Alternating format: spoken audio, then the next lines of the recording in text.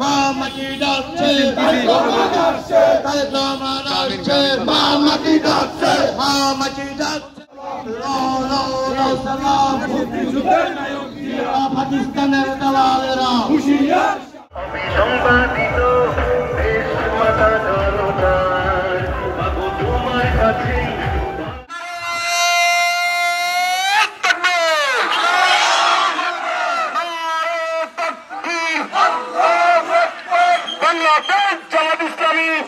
পরোক্ষভাবে যোগাযোগ করে এই আন্দোলনকে হাসিনা পত্রের আন্দোলনে রূপদান করেছিলেন।